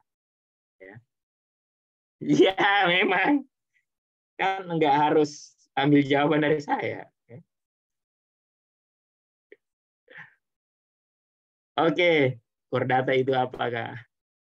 Langsung aja penasaran Chordata apa ya? Udah loncat dikit ya sebelum ke Arthropoda. Sebenarnya saya pengen bahas Arthropoda, tapi ada yang nanya Chordata itu apa? Karena memang asing ya istilah Chordata ini. Chordata itu filum tertinggi pada hewan. Apa cirinya? Dan inilah ciri kita, ya, ciri kita ini. Chordata sendiri namaannya dari kata punya notochord, ya. Kata Chordata itu dari kata kunci punya notochord itu. Apa itu notochord? Notochord itu adalah rangka yang ada pada kita ketika kita masih embrio, pada saat kita masih bayi gitu. Kita belum punya tulang belakang gitu. Pada saat itu rangka muda kita, rangka embrional kita bersama dengan kelompok makhluk hidup di bawah Chordata disebut notochord. Ini gambarnya. Ini semua Chordata punya ini rangka ini. Namanya istilahnya notochord. Kita juga termasuk. Ya. Nah, jadi ciri Chordata itu yang paling pokok. Kemudian ciri yang lain, dia punya ekor setelah anus gitu. Jadi ini anusnya, ini ekornya gitu. Ini kita kok nggak punya ekor nih, adanya tulang ekor. Ini kan pada saat embrio, pada tahapan embrio ada gitu. Ya. Punya istilah celah faring. Jadi ini ciri-ciri umum dari kelompok Chordata pada saat ada hewannya yang ciri ini masih dipertahankan ketika dewasa, tapi kelompok kita manusia Sebagian ciri ini udah hilang ketika kita dewasa. Ya. Ada istilah saraf dorsal, ada segmen berotot. Kalau kita mungkin jadi apa ini? Tispek ya. Dan itu jadi yang paling pokok ciri kordata istilahnya notokord. Dan apa? Tambahan yang terakhir ya sebelum kita pindah ke itu. Apa bedanya dengan vertebrata? Jadi kordata itu nama filum, sementara istilah vertebrata itu nama subfilum. Ya, jadi di bawah filum kordata ada 3 subfilum di bawahnya. Ada subfilum urokordata, ada subfilum vertebrata, ada subfilum cephalokordata gitu. Nah, kita manusia berada di bawah subfilum vertebrata gitu. Maka semua makhluk hidup selain subfilum vertebrata itu masuk disebut hewan invertebrata. Maka termasuk yang ini. Ini invertebrata nih, nggak punya tulang belakang cephalokordata. Termasuk juga urokordata ini invertebrata nih. Termasuk 8 filum selain kordata. Termasuk Porifera, Coelenterata, Platyhelminthes, Nemathelminthes sampai Echinodermata. Gitu ya. Nah, adapun yang vertebrata mencakup apa? Ikan, amfibi, reptil, apes, mamalia. 5 itu yang pokok berada di bawah hewan vertebrata. Kita ada ekor. Coba diperiksa. Ada nggak ekornya? Tersisa ada, kita punya tulang ekor ya. Kalau ekor nggak punya, alhamdulillah. Kalau punya ekor kita spesies berbeda nanti ya. Nah, saya ke ini dulu, ke arthropoda yang paling sering dulu ya soalnya.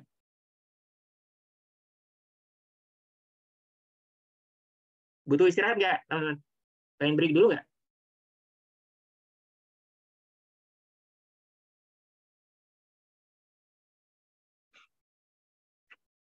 Ctenophora itu itu diistilahkan dengan ubur-ubur pasir ya.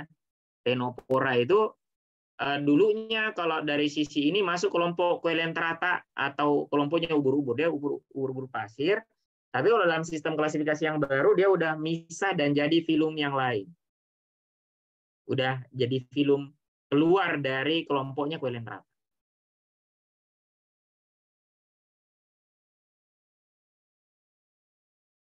Apalagi beberapa susah. Oh, suku. Berapa suku yang punya ekor? Berapa suku? Bentar, saya mikir dulu maksud pertanyaannya apa nih, berapa suku?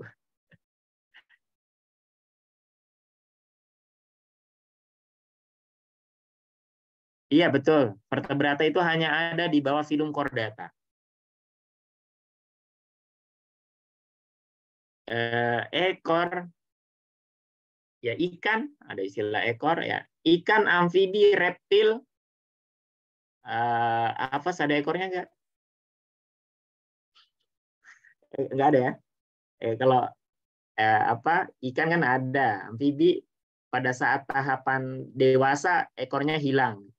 Reptil ada ekornya, aves nggak ada. Mamalia sebagian berekor, sebagian enggak, dan kita termasuk yang tidak. Saya nggak bisa merinci ya. Berapa suku gitu. Banyak ya pokoknya. Sebagian besar mungkin hewan di bawah apa ini vertebrata berekor ya. Sebagian kecilnya tidak, dan kita termasuk yang tidak. Oke, kita masuk ke arthropoda. Mudah banget pertanyaannya. Keluar di 2013 di sini. Berikut adalah ciri yang dimiliki oleh kelompok arthropoda. Ya, dia salah satu kelompok triploblastik selomata, dan dia sifatnya tadi pseudo protostom ya, istilahnya protostom yang bikin mulut dulu gitu tadi ya. Ada istilah tubuh bersegmen, kaki beruas-ruas, eksoskeleton dari kitin, punya rongga tubuh sejati, dan sistem peredaran darah tertutup. Nah, dari 5 pilihan ini, kira-kira yang bukan, karena pertanyaannya kecuali Yang salah tentang arthropoda adalah sebagian besarnya kalian udah benar. Iya betul. Kelas itu beda dengan subfilum. Jadi kadang di antara takson yang satu dengan yang lain ada istilah sub, bahkan ada istilah super gitu. Jadi di bawahnya filum ada subfilum, baru kelas. Di bawah kelas ada lagi kadang subkelas gitu.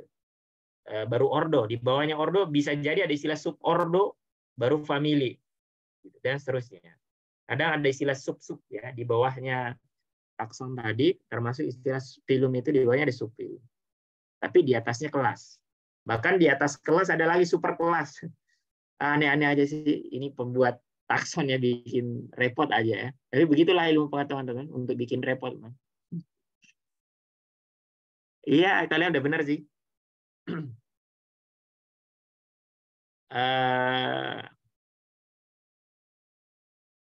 Coba kita bahas ringkas. Ya. 4. Jadi jawabannya E ya. Kok bisa E? Kita bahas.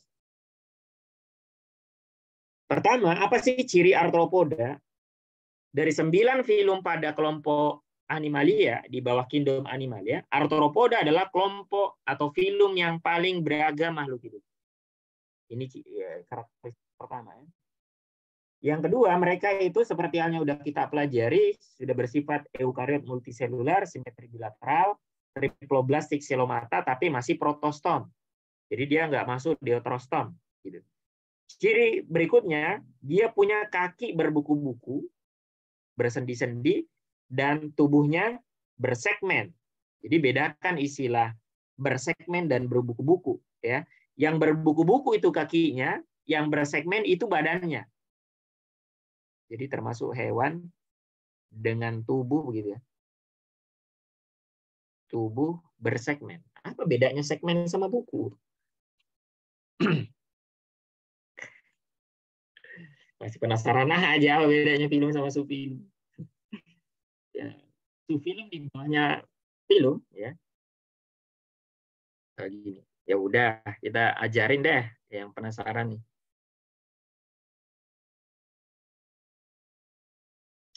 Ambil contoh apa ya?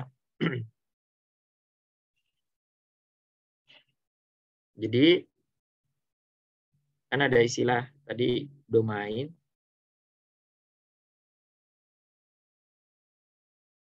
kingdom, filum, kelas dulu ya. Kelas, ordo, family, genus paling rendah, spesies. Mungkin di bawah spesies masih ada istilah varietas ya, dan istilah lainnya.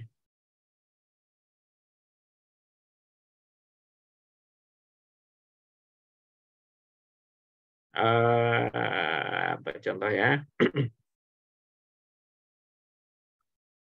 Ambil contoh memudahkan aja. Anjing sama kucing. Anjing sama kucing. Anjing itu nama spesiesnya Canis lupus. Kalau nggak salah, Canis lupus. Cantik juga ya namanya. Kalau kucing, kita ambil kucing. Felis domestica atau domesticus.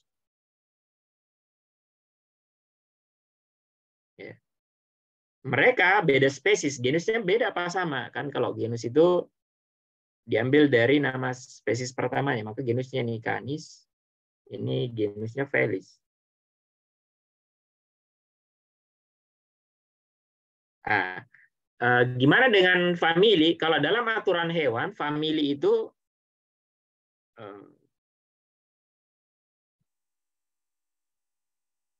saya kok jadi lupa.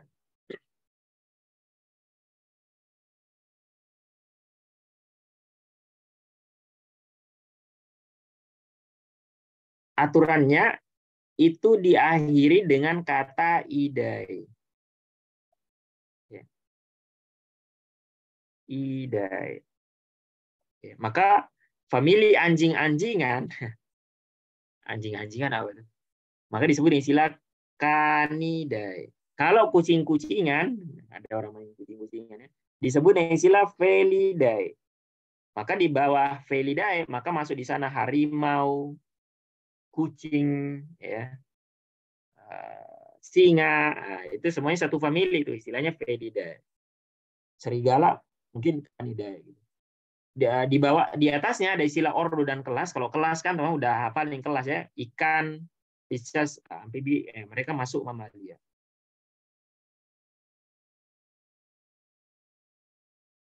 Atau kalau dari atas bisa juga ya.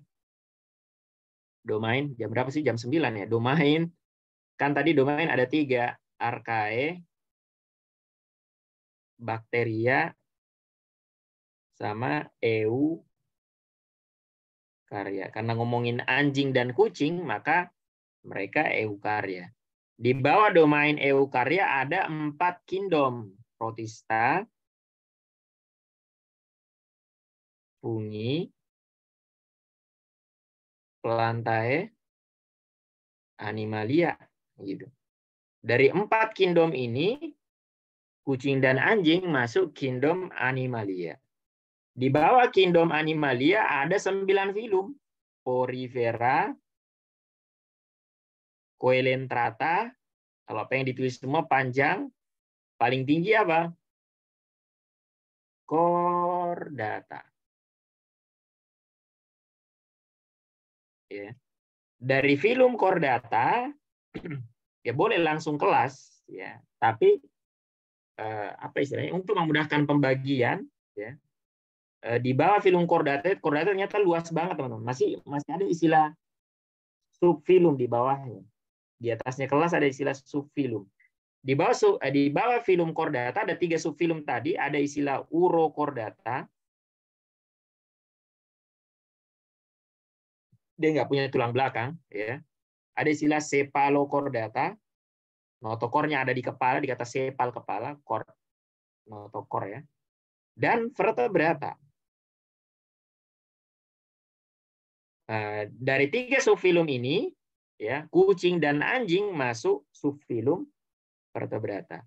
Di bawah subfilum vertebrata, kalau rinci ada 7 kelas sebenarnya. Ya, di antaranya paling tinggi adalah mamalia. Gitu. Di sana ada aves burung, ya, ada reptilia, ya. Di sana ada amfibi, dan ada 3 ikan. Ikan itu terbagi 3 kalau rinci. Ada namanya ikan tidak berahang, kemudian ada ikan bertulang rawan, ada ikan bertulang keras. Nah, itu pembagiannya teman-teman ya. Baru ada istilah ordo apa namanya? Kalau pengen rinci ini ada istilah Cyclostomata, nanti teman bisa lihat sendiri lah di situ. Cyclostomata ada istilahnya. Ikan bertulang rawan namanya Chondrites. Ikan bertulang keras namanya Osteichthyes. Osteichthyes. Totalnya 7 tuh. Kita masuk mereka masuk mamalia, dan di bawah mamalia ordonya banyak banget ya. Ordonya banyak banget. Ada hewan pengerat disebut rodensia. Ada hewan pemakan daging disebut karnivora. Kalau kita masuk primata, ya ordo primata itu ordo. Nah, kucing dan anjing mereka masuk ordo karnivora. Gitu ya, klasifikasi itu kurang lebih gitu. Maka subfilum intinya berada di bawah filum, di atasnya kelas.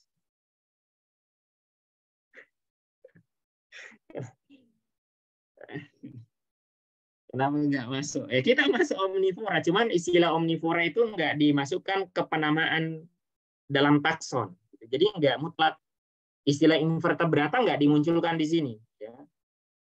Istilah apa tadi itu? Omnivora. Di sini kan ada herbivora, harusnya dari 3 kan berdasarkan jenis makanannya hewan dibagi 3, ada herbivora, karnivora, sama apa tadi? Omnivora ya. Maka yang muncul di istilah takson hanya karnivora, herbivora, dan omnivora terbagi-bagi menjadi ordo-ordo yang lain gitu. Ya, kita masuk di primata.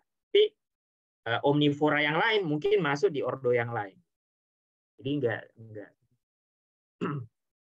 Agnata masuk. Agnata itu A artinya tidak, nata rahang. Jadi dia kelompok vertebrata tidak berahang. Jadi vertebrata itu terbagi ini tadi ya teman-teman. Vertebrata itu jadi kalau dari atas tuh vertebrata terbagi dua. Ada yang tidak berahang, ada yang berahang gitu. Yang tidak berahang keluar darinya satu kelas, ini yang tadi saya bilang, Cyclostomata. Adapun yang berahang terbagi jadi dua superkelas. Jadi ada istilah di bawah apa tadi, subfilum ada superkelas ya, terbagi jadi dua. Ada kelompoknya ikan yang tidak punya kaki, maksud saya nggak punya 4 kaki, dan ada tetrapoda yang punya 4 kaki gitu.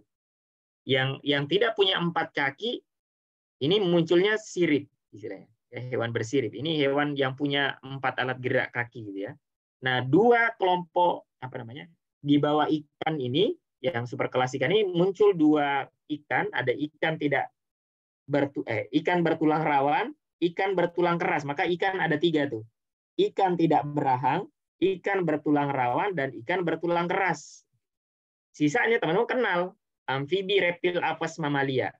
Maka di bawah vertebrata totalnya ada 7 kelas. Ya, kurang lebih gitu teman-teman ya.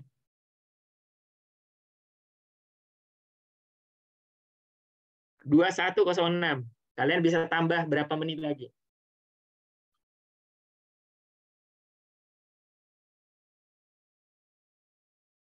Berapa menit? 5 menit, 10 menit? 30. Janganlah, ada yang kasihan yang di Papua nih ya. Bentar, kita lihat yang pokok, ajarin yang mana. Terus terang dari semua film paling urgen teman-teman kuasai arthropoda sama chordata. Oke, coba kita tambahin teman-teman ya.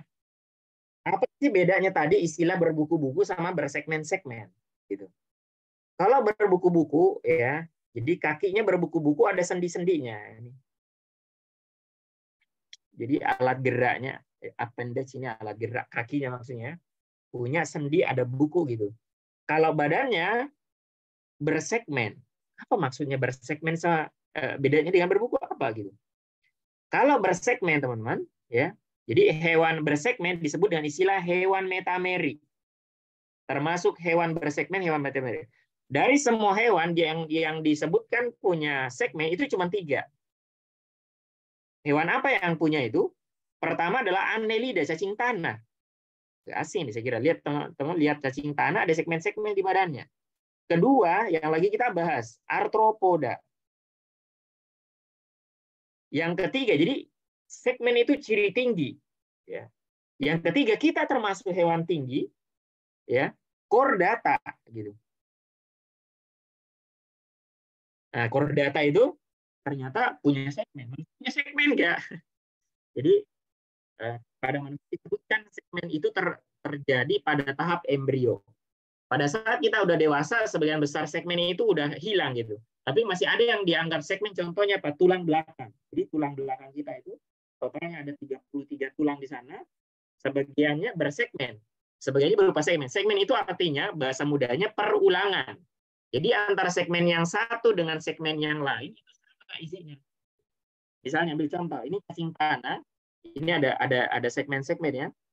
Antara segmen yang satu dengan yang lain itu secara umum isinya sama. Apa maksudnya? Misalnya di segmen ini ada ginjalnya, maka di segmen yang lain juga ada ginjalnya. Ginjalnya mereka disebut dengan istilah nephridium, kata nefron, sama ya. Ala ekskresinya mereka namanya nephridium. Kalau di sini ada jantung misalnya, di satu segmen ada jantung, di segmen yang lain juga ada jantung gitu. Jadi segmen itu perulangan yang mana isi dari masing-masing segmen itu secara umum sama. Kalau di segmen ini ada alat pencernaan, misalnya alat ekskresinya di segmen yang lain ada juga. Kurang lebih gitu ya. Apa tuh 60-20? Ya. Kemudian ini cuma untuk penegasan aja, sistem peredaran darahnya terbuka. Jadi dari semua hewan, ya, jadi cara menghafalkannya, saya sudah bahas di sistem peredaran darah, mungkin nggak harus saya ulang ya. Nanti bisa cek pembagiannya di sana, ada cara menghafalkan hewan yang peredaran darahnya terbuka dan tertutup. Di situ sudah saya jelasin ya. Kalau dijelasin di sini panjang lagi ya. Nah berikutnya ciri dari kelompok arthropoda ini, secara umum tubuhnya ada 3 istilah. Kenali penamaannya: sepal artinya kepala, toraks artinya dada, abdomen artinya perut. Gitu. Ya. Kepala, dada, sama perut. Nah sekarang rinciannya begini. Arthropoda terbagi jadi 4 kelas. Jadi di bawah filum ada istilah kelas gitu ya tadi ya. Maka ada 4 kelas. Pertama kelasnya insekta, yang kedua arachnida, yang ketiga krustase, yang keempat myriapoda. Ini saya ada urutkan berdasarkan alat jumlah kakinya ya.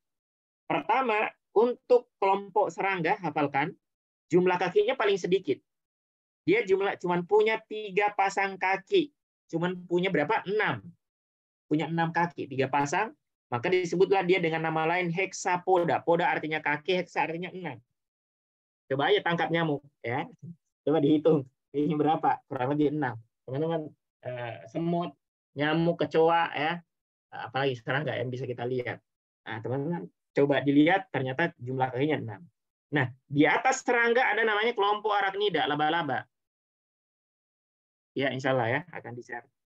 Laba-laba, kenapa? Kalau serangga 3 pasang, laba-laba lebih banyak lagi. Berapa? 4 berturut-turut. 3, 4 ya. Jadi total kakinya laba-laba 8. Nggak percaya silakan ditangkap. Habis itu kelompoknya krustase. Krustase ini sebenarnya kakinya banyak, tapi memudahkan menghafalkan, hafalkan urutannya 5. 3, 4, 5. Apa contohnya yang 5? Apa contohnya yang 5? Kepiting ya. Kepiting itu masuk krustase. Jadi kepiting, udang, krustase ini semuanya hidup di laut. Di air maksud saya. Di air tawar atau air laut. Contohnya udang dan kepiting. Jumlah kakinya berapa? Ada yang belum pernah makan kepiting enggak? Yang banyak belum pernah ya.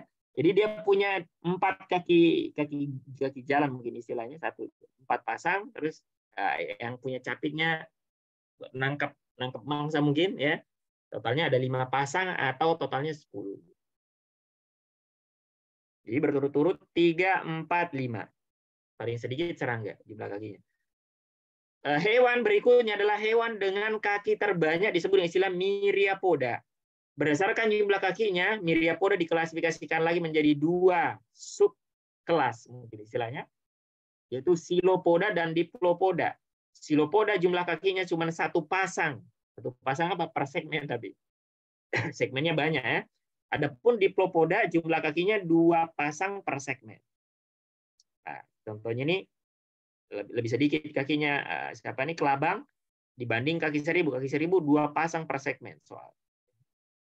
Nah, itu pertama, pembagian berdasarkan jumlah kaki. Yang kedua adalah pembagian berdasarkan jumlah bagian tubuh gitu. Dari 4 kelas hanya serangga, hanya insekta yang punya bagian tubuh 3. Yang lain cuma 2. Ya. Jadi kepala, dada, dan perut terpisah semuanya, teman-teman. Sepal, toraks, dan abdomen terpisah pada kelompok serangga. Adapun 3 kelas yang lain, kenapa jumlah bagian tubuhnya cuma 2? Misalnya laba-laba hanya ada istilah sepalotoraks dan abdomen. Jadi kepala dan dadanya menyatu disebut sepalotoraks ya. Dan abdomennya terpisah gitu. Jadi bagian tubuhnya kalau ditanya berapa? Cuma 2. Kalau serangga 3. Enggak kalah sama arachnida, ada krustase, kelompoknya udang dan kepiting. Sama, kepala dan dadanya menyatu disebut cephalothoraks dan mereka punya perut, abdomen. Sementara kelompok hewan yang myriapoda, kenapa? Mereka nggak punya dada. Ya. Mereka punyanya cuma kepala, sisanya perut. ya, kepala dan perut gitu. Bedanya kalau pada Silopoda, contohnya tadi apa ini kaki seribu, maaf yang nggak berani lihat ya, badannya pipi atau gepeng, sementara kalau siapa tadi itu kaki seribu badannya bentuknya bulat, rata. Oke, nanti ke sana kita jawab soal terakhir itu ya. Sisanya nanti kita baca mungkin ya. Antenanya, ada yang punya antena, ada yang enggak. Ini pernah keluar di simak ya. Yang mana yang nggak punya antena pernah. Satu-satunya nggak punya antena cuman kelompok arachnida. Laba-laba nggak punya antena. Sisanya serangga dan Myriapoda punya sepasang, krustase yang hidup di air 2 pasang. Yang punya sayap cuma serangga ya, dan seterusnya. Kadang juga ditanyakan alat pernapasannya. Alat pernapasannya beragam. Ada 3 macam alat pernapasan mereka. Serangga dan Myriapoda sama-sama pakai alat namanya sistem trakea. Kalau arachnida pakai paru-paru buku, kalau krustase karena hidup di air maka mereka pakai insang. Mudah ya. Ini soal simak utul ini terlalu mudah ya. Nggak harus belajar, udah bisa dijawab. Laba-laba termasuk dalam kelompok insekta, benar apa salah? Oke, dia harusnya arachnida. Laba-laba punya ciri 6 kaki. Harusnya. Oke, mantap. Harusnya 8. Kita jawab error. Gampang banget ya. Ada yang bisa jawab ini? Insekta dan laba-laba digolongkan ke dalam arthropoda karena keduanya punya kesamaan dalam hal apa saja.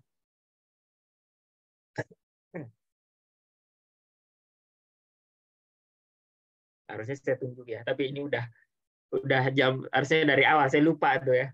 Besok-besok saya tunjuk ya, biar kalian melek ya. Yang A ada yang salah nggak? Kalau gitu, yang A ada yang salah nggak? Tentang serangga dan laba-laba, pilihan A ada yang salah? Kedua-duanya persamaannya benar, ada yang salah di pilihan A. Kaki bersendi, eksoskeleton tersusun dari kitin, dan badan tersusun atas 2 bagian. Oke, kalimat ini salah, harusnya 3. Serangga 3 maksudnya. Mereka punya eksoskeleton atau rangka. Teman-teman kasih catatan, eksoskeleton atau rangka luar hanya dimiliki oleh 2 kelompok hewan. Pertama adalah Nemathelminthes, kelompok cacing pertengahan tadi. Nemathelminthes. Kemudian yang kedua adalah Arthropoda. Ada nggak kelompok lain? Nggak. Cuman 2 kelompok hewan ini yang punya rangka luar. Kemudian yang pilihan B, badan beruas, eksoskeleton tersusun atas kitin, dan badan tersusun atas, ya sama yang atas, artinya ini salah karena ada yang 2, ada yang 3. Yang C, ada yang salah yang C? Ada yang tanya kitin itu, Masya Allah, luar biasa kalian ini. Ya, nanyanya.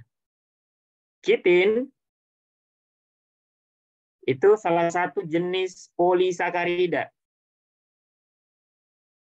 Dia karbohidrat. Cuman dia apa namanya? Kalau karbohidrat kan unsurnya CHO. CHO. Jadi kitin adalah salah satu polisakarida selain selulosa. Jadi polisakarida itu banyak ya, ada kitin, ada selulosa, ada amilum, ya, ada glikogen, gitu. Ya, kalau glikogen dan amilum itu cadangan makanan pada hewan dan pada tanaman, selulosa dan kitin ini penyusun dinding sel pada tanaman dan jamur. Ternyata kitin selain ditemukan sebagai penyusun dinding sel jamur, ini juga menjadi eksoskeleton dari arthropoda. Termasuk tadi Nemathelminthes. Kitin itu satu-satunya dari yang kita sebutkan ini adalah polisakarida yang bernitrogen, ada unsur N, tapi bukan protein. Detailnya begitu ya. Oke, yang C salah di peredaran darah karena dia peredaran darah tertutup, betul. Jadi kalau teman-teman kesulitan jawab soal pakai teknik eliminasi kayak gini ya. Anggota badan bersendi, badan beruas, dan sistem peredaran darah terbuka. Benar apa salah? Oke, karena pilihan E ada yang salah. Ya. Gampang sekali nih soal nih.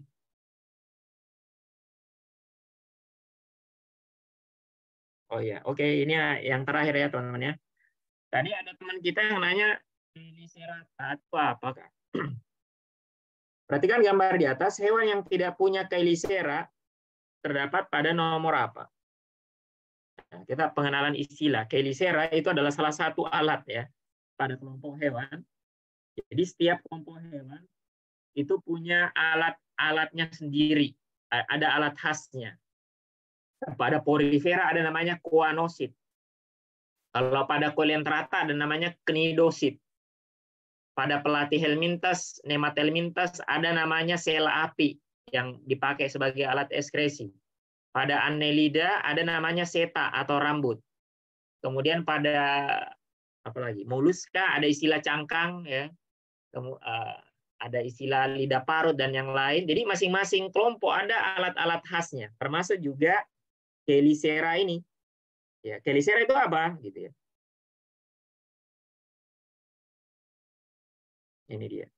Jadi pada sistem klasifikasi serangga ya, di bawah filum ada namanya subfilum yang tadi subfilum sih kan ya maunya yang bikin klasifikasi mau bikin ribet sama mereka ini ya.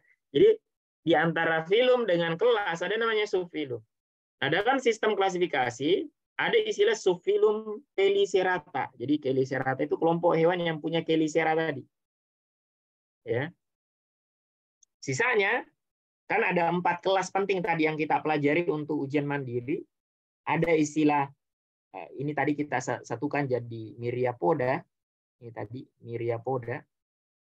Ini dihitung 1 ya. Silopoda sama Diplopoda ini. Kemudian ada Insecta nomor 2. 3 Arachnida. 4 tuh apa tadi? Krustase ya. Ternyata krustase masuk filum nih. Subfilum dia kalau di sini. Jadi kelompok hewan Chelicerata adalah hewan yang punya Chelicera, ternyata masuk di bawahnya Arachnida, kelompoknya laba-laba, tarantula dan teman-temannya ini ya. Jadi mereka punya alat sengat, betul ya? Ada tadi teman bilang alat sengat. Jadi gambarnya gini. Jadi ciri dari kelompok laba-laba teman-teman disebutkan bahwasanya mereka itu sebenarnya punya 10 alat gerak, 10 alat gerak. 2 alat gerak di bagian depan itu mengalami modifikasi, gitu ya. Yang paling dalam, jadi kan totalnya saya bilang tadi 10 ya. 4 pasang dipakai sebagai alat gerak, sebagai kaki, ini kakinya. 4 pasang, ya. 2 pasang ada di kepala. Pertama yang paling tengah, paling dalam istilahnya. Inilah yang disebut dengan istilah Chelicera. Ya. Ini namanya Chelicera. Kemudian sepasang yang lain yang di pinggir ini, ya, ini disebut dengan istilah pedipalpi atau pedipalpus istilahnya. Nah, ini pedipalp. Gini. Kalau pada kelompok skorpion ya, kalau jengking, pedipalpusnya itu jadi cakar gitu. Jadi cakar gitu. Ya. Tapi kalau pada kelompok laba-laba modifikasi kayak gini. Ringkasnya Chelicera itu taring, mungkin bahasa mudahnya taring gitu. Pada beberapa kelompok laba-laba, Cheliceranya ini bisa ngasilin racun. Ya. Dia bisa ngasilin racun yang kemudian menyengat mangsanya dan kemudian melumpuhkannya untuk kemudian dimangsa atau dimakan.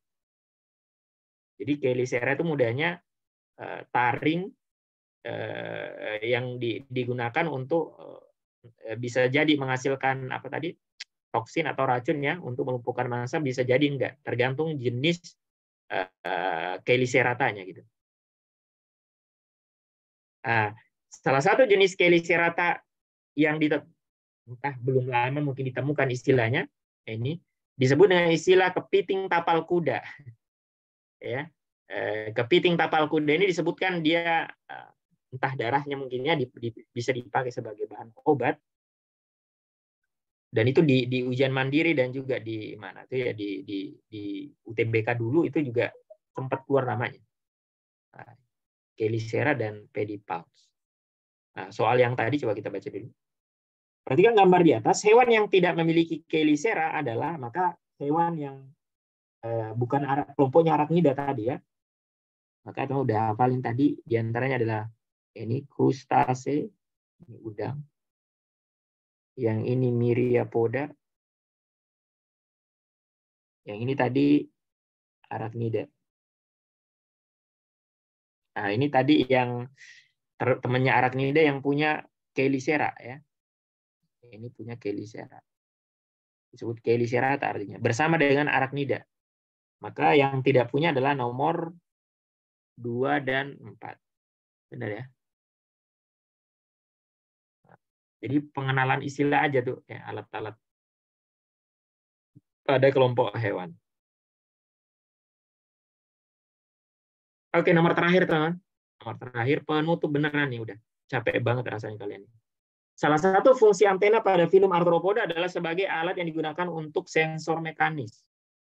Ya, alat indera artinya. Namun ada pula jenis arthropoda yang tidak punya antena. Siapa tadi itu yang nggak punya antena?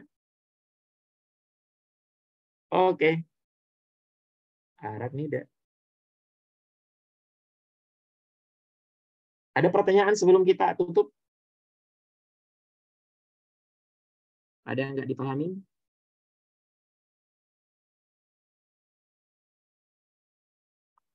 Oke.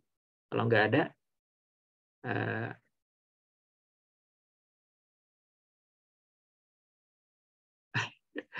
oke. Ini nggak masuk hitungan Chelicerata ya, dia masuk kelompok krustase, capitnya itu bukan pedipalpis ya. Beda dengan pedipalpisnya tadi taran apa yang punya pedipalpis tadi skorpion itu fungsinya sebagai kalau kaki yang lain mungkin sebagai alat gerak, yang ini buat nangkap mangsa aja. Nah, jadi dibedakan gitu ya. Kalau pada kelompok serangga pedipalpisnya itu selain buat melumpuhkan mangsa, diantaranya juga fungsinya untuk alat reproduksi. Jadi sperma dimasukkan dari jantan ke betina pakai pedipalpis tadi. Selain untuk menangkap mangsa, ya, ada fungsi-fungsi yang lainnya juga gitu. Kalau pada yang tadi pada kelompok krustase sepertinya arahnya cuma ke sana aja. Oke, aman ya? Ya baik teman-teman, saya kira itu ya untuk pertemuan hari ini.